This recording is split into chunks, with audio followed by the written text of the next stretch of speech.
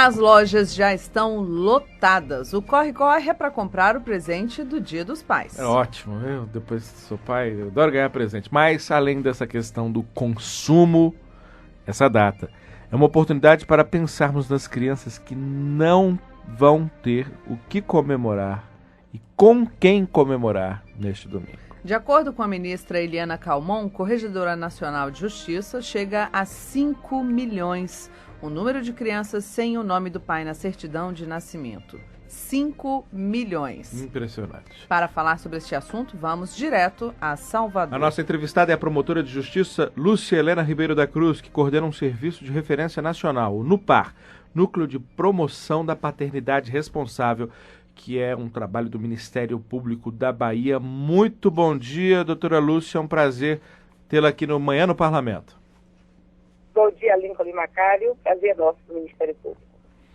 Doutora Lúcia, para contextualizar essa nossa entrevista, em primeiro lugar, como é que funciona, qual é o conceito exatamente de paternidade responsável?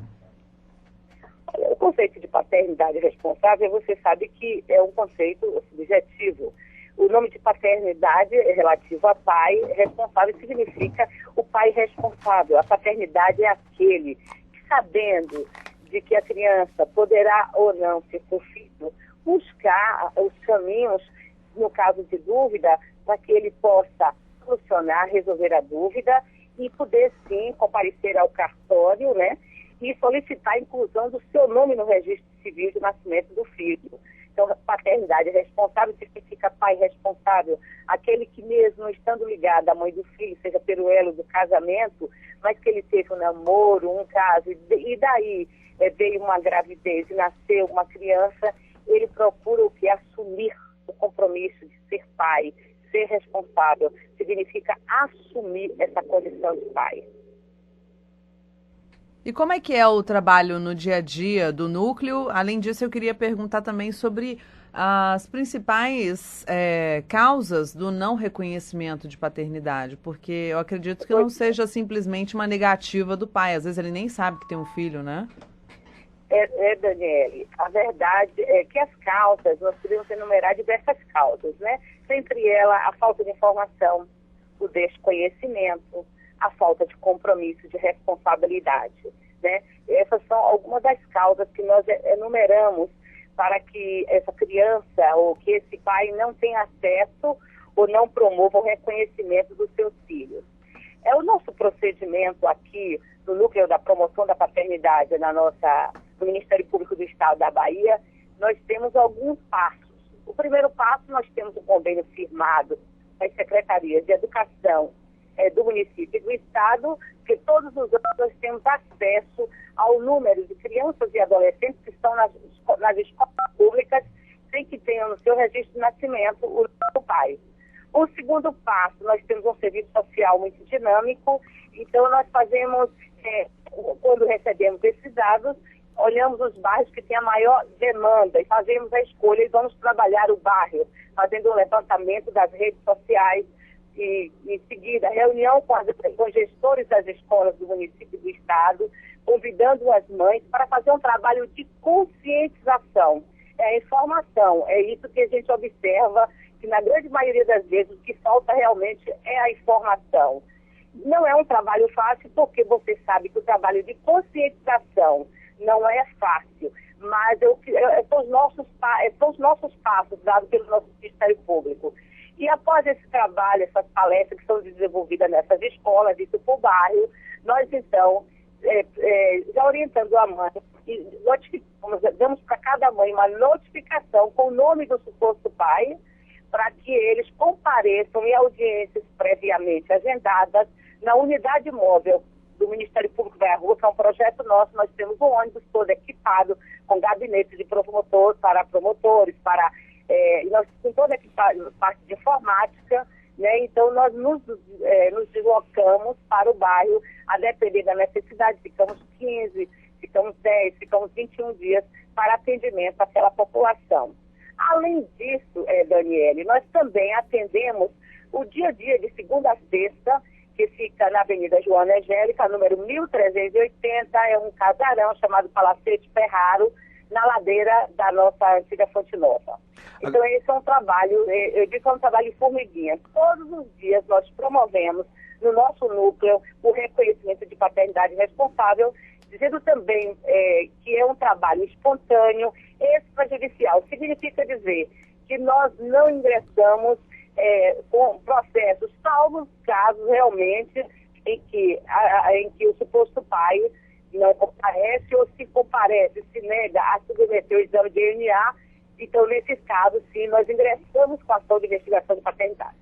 Nós estamos conversando com a promotora de justiça, Lúcia Helena Ribeiro da Cruz, coordenadora do serviço NUPAR, o Núcleo de Promoção da Paternidade Responsável do Ministério Público da Bahia. Doutora Lúcia, a lei que foi refeita, né, assim, readequada em 1992 e que regula a investigação de paternidade, ela é um instrumento adequado, ela está de acordo com as necessidades do Ministério Público para fazer a aplicação e fazer esse trabalho de conscientização e de reencontro entre pais e filhos? Sim, a Lei 8.560 de 1999 é um instrumento legislativo adequado para o reconhecimento de paternidade de filhos havidos fora do casamento. Ademais, ela sofreu uma alteração, né? Em 2009, foi atribuído nessa lei o artigo 2º-A, que diz o seguinte, né? Que diz, aliás, no parágrafo único, diz o seguinte: artigo 2º-A, na ação de investigação, todos os meios legais, bem como os moralmente legítimos, serão hábeis para provar a verdade do fato. Foi atribuído o parágrafo único, além desse artigo, a recusa do réu em se submeter ao exame de código genético DNA gerará a presunção da paternidade a ser apreciada em conjunto com contexto probatório. Então, aqui foi um avanço significativo. Essa legislação está de acordo com os tempos modernos que vivemos, porque não há justificativa daquele que se recusa a fazer o exame de DNA. Então, ele não fazendo hoje é uma presunção relativa de veracidade, desde que aliado aos demais conjuntos probatórios. Para completar, doutora Lúcia, para terminar essa nossa entrevista, eu gostaria que a senhora nos contasse. A senhora deve, durante esse processo todo, ter presenciado todo tipo de casos de reencontro entre pais e filhos. Mas eu queria que a senhora trouxesse para a gente se tem algum caso que marcou a senhora porque realmente fez a diferença na vida tanto do pai como do filho. Olha, assim, são inúmeros casos, né? Os casos são muitos casos. Tem casos, assim, que há uma comoção muito grande, inclusive de todos envolvidos, né? De mãe, de pai, de filhos, porque essa era aquela criança. Mas vamos dizer assim, o que me marcou foi um reconhecimento de paternidade que nós fizemos de uma pessoa com 55 anos de idade. Então, isso foi maravilhoso. Foi assim, porque a pessoa adulta, a criança, o adolescente, ela não tem propriamente um discernimento, por isso que ela precisa da nossa proteção, por isso que a nossa Constituição Federal e o Instituto da Criança e Adolescente, o ECA, dá toda a garantia do princípio da proteção integral da criança. Então, quando nós realizamos esse reconhecimento de paternidade de uma senhora de 55 anos, foi assim, nos tocou profundamente. Aquilo que nós já sabíamos, na prática, mais uma vez, nós tivemos a oportunidade de ver que realmente faz a diferença ter o nome do pai no registro de nascimento de qualquer cidadão, não importa a idade que ele tenha.